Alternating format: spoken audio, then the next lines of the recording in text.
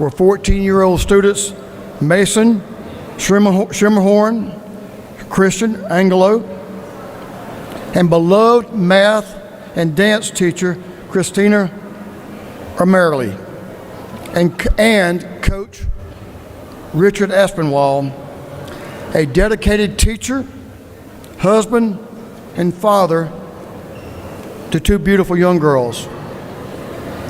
We're joined here today to honor his life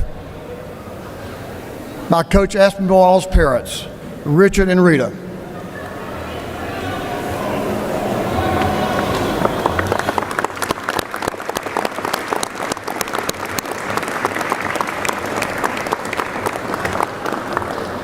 Richard and Rita, thank you for being here today.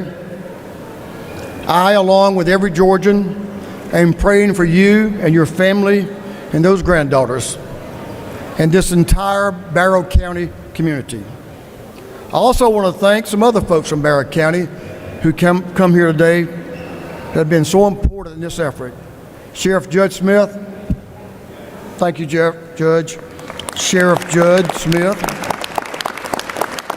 And the Superintendent of Schools in Barrow County, Dr. Dallas LaDuff. The Superintendent, thank you for being here. We're all here with us this morning, and we want to thank them for their unwavering dedication supporting this community in the face of this unthinkable tragedy. The security protocols that Barrow County Schools had in place, along with the rapid response from the school resource officers, Barrow County Sheriff's Office, and first responders undoubtedly saved lives and prevented a much larger tragedy from occurring. And we're grateful for their partnership with the House. There's some things we'll talk about today to develop this comprehensive school safety program. We have no higher calling as legislators than to ensure a better, brighter future for our children and our grandchildren.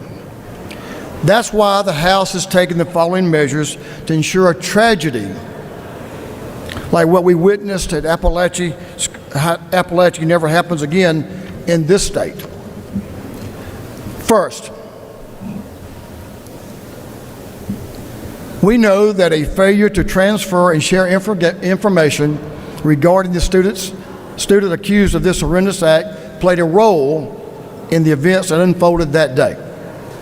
Our school safety plan will mandate participation in a statewide student information sharing and tracking database that will allow for the timely transfer of relevant student data between school systems, law enforcement, and mental health care professionals. Just good old common sense.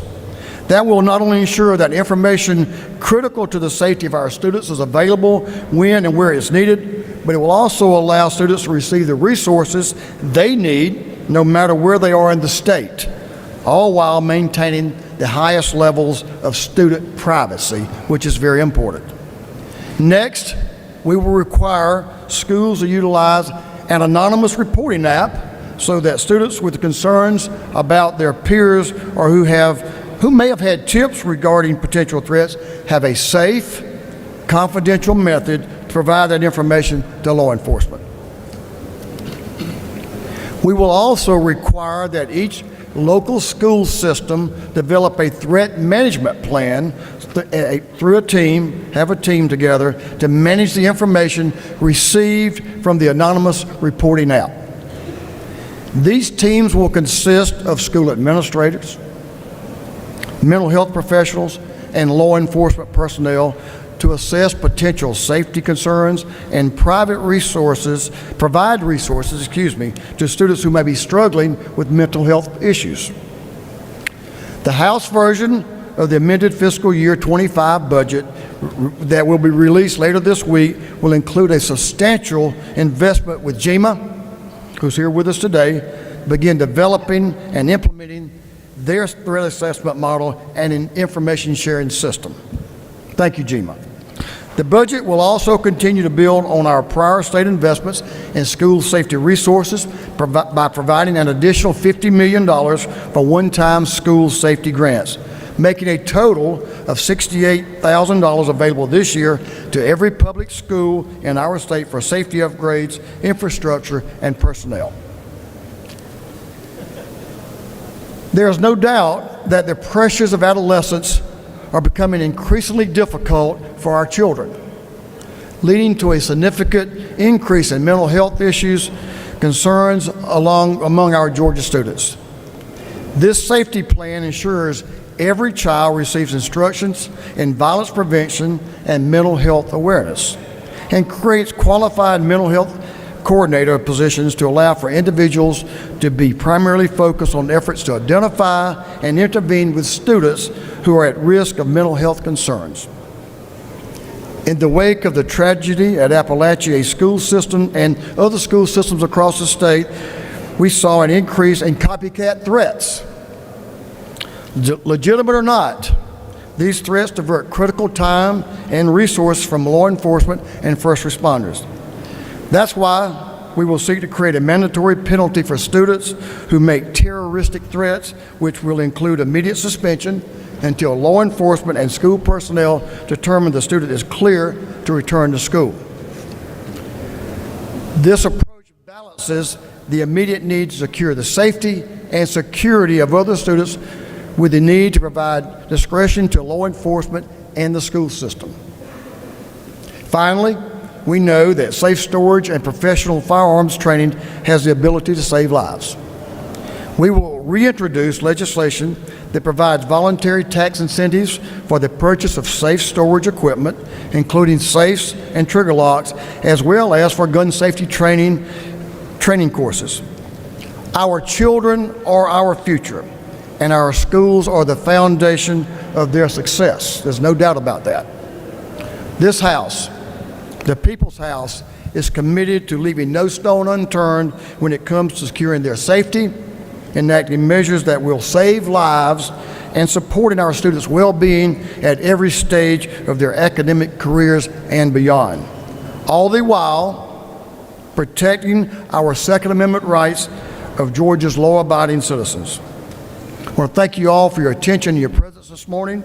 Now I'm going to recognize the Majority Leader of the House, Leader Elstration, and I'll turn it over to you, Mr. Leader.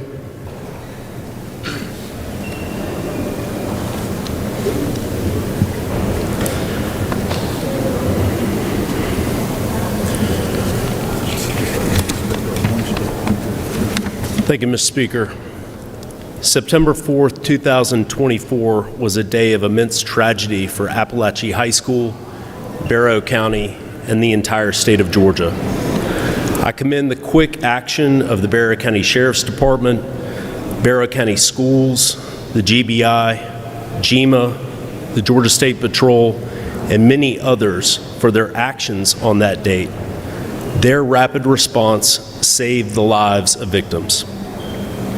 Each school system in Georgia has unique needs and challenges. That's why the General Assembly has passed school safety grants to allow dollars to be spent most effectively at the local level, as Speaker Burns just outlined. With the introduction of legislation and budget priorities, the House is making good on commitments to protect Georgia's students, prioritize funding mental health, and facilitate communication between school districts, particularly when a new student enrolls. I want to thank the House leadership, led by Speaker Burns, and members who have devoted time and energy to working on school safety legislation. I want to thank Education Chairman Chris Irwin, who's here. I want to thank Appropriations Chairman Matt Hatchett. I want to thank Chairman Dr. Martin Newton, Representative Rick Townsend. I want to thank Representative Matt Reeves. And I also want to thank and recognize a colleague of mine in the Barrow County delegation, Representative Holt Persinger. And I'll ask him to come forward at this time.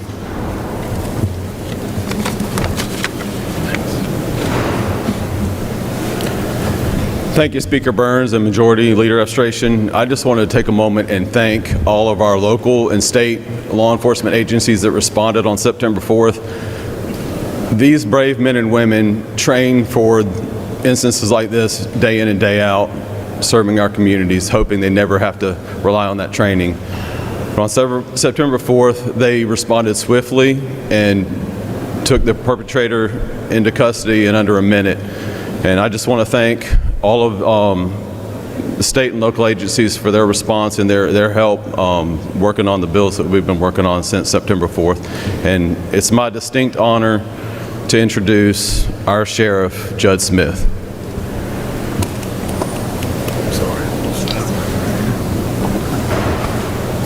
Good morning. Thank you to Speaker Burns, my local delegation, Chuck Efstration, and Holt Persinger. Thank you. You know, ladies and gentlemen, as human beings, we're tasked to take care of those who cannot take care of themselves. It's biblical. Our kids are our future, as Speaker Burns said, and we should do everything we can to protect them, but also make it conducive to learning for our children. That's what we're tasked to do. Last year tried our county. It tried our resolve. It tested us, but it did not define Barrow County. You see, in Barrow County, we have a saying called Barrow Bold through our school system. And our teachers that morning were bold. They were heroes. And they did just as much as law enforcement did that day when we stopped this evil act in under 38 seconds. But I applaud Speaker Burns and the people behind me and you all here today for making sure that this is a priority. For this was a priority before this tragic incident, and it will continue to be from now on. I appreciate every law enforcement agency that responded. We had over 140 agencies respond that day. To the victims, Coach Aspinwall's family, mother and father are here today. Your son being a hero will not ever be forgotten. Thank you all for the support you've given us, and I appreciate what this state has done and the leadership that they have put in place that will make our schools better, not only from here, south, east, and west. Thank you so much.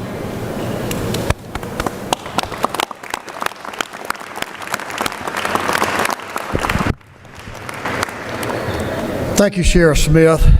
We'll take some questions now. We have Deputy Director of GMAS here. We have our Chairman of K through 12 here, Chris Irwin. Holt Persinger will be carrying the bill, Representative Persinger. So we have folks here can answer a question. We have Superintendent of Schools, of course, that I introduced that will also is here with us. So I think we have the folks that can answer some questions if we need them. Richard, I see you got your hand raised there.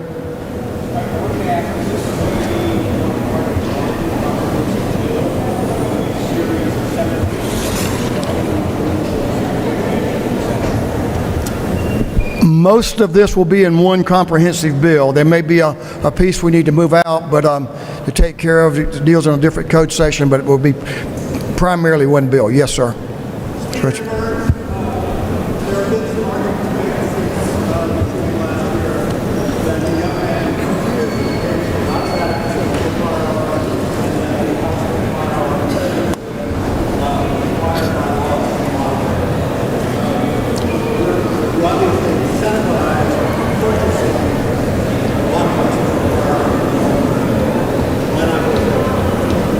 We believe that to be responsible and respectful of our Second Amendment rights, parental responsibility, we believe we'll have the right language here that will encourage the proper use of and proper storage of firearms to let every family in this state, every home, have that opportunity. Sheriff, do you want to say anything on this?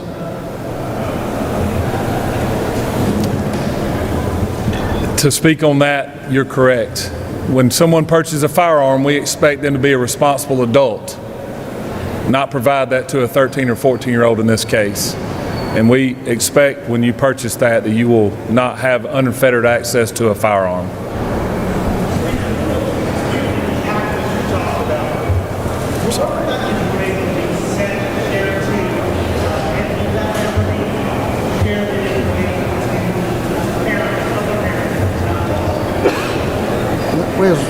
Jima, Linda, you want to speak to that?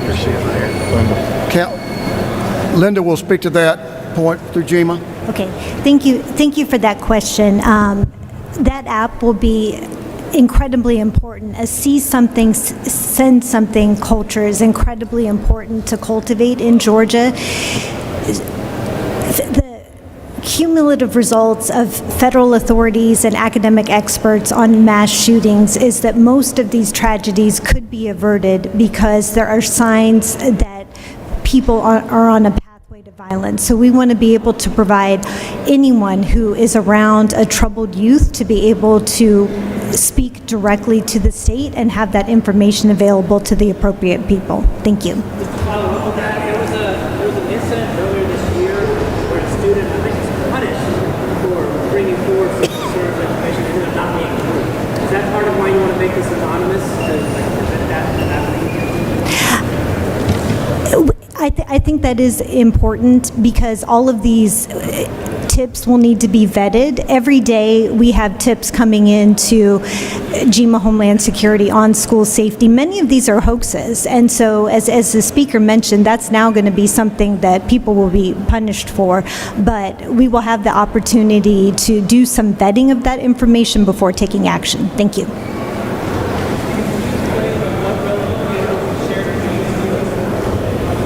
Say again? What relevant? All data.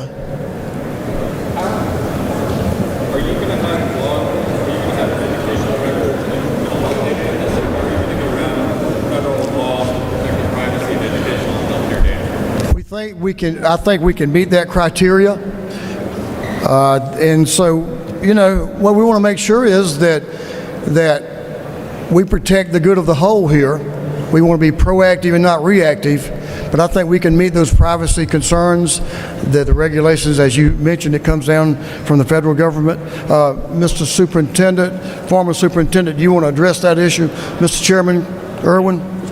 Yes, Mr. Speaker. First of all, on the proper information is being assessed. We've been studying that since September on what we can and what we cannot share and who we can share that with. And so it'll be an embargo type information that is shared to the right individuals. And again, as Speaker said, for the safety of the whole that we have there. So, Patricia?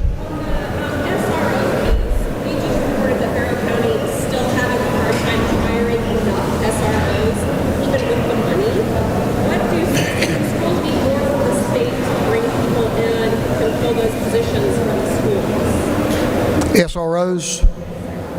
Sheriff, you want to address that, or you? Yes, ma'am. I don't think there's a single agency in the state of Georgia, Sheriff's Office, PD, who's struggling with not hiring anybody right now. An SRO we have tasked to be having more training, obviously, with what they're dealing with. I think the piece that they have put into place and that is going to help us tremendously, but a lot of it is a local issue that we have to do to get these people in place, and we are struggling like every other agency to put those in place, and it's our priority, and this has been a priority to fill those positions as quickly as possible. But this money that they're allocating for us does help us for not only that, but it also helps us for other implementations for safety that we've done at Barrow County and other school systems have done as well. The full funding of QBE and the partnership that we developed, the leadership of Governor Kemp to ensure that we have the resources all around this state, the partnership with the House and Senate is critical to make sure we have those resources, and we have been and we will continue to be committed to providing the resources we need to keep our children safe.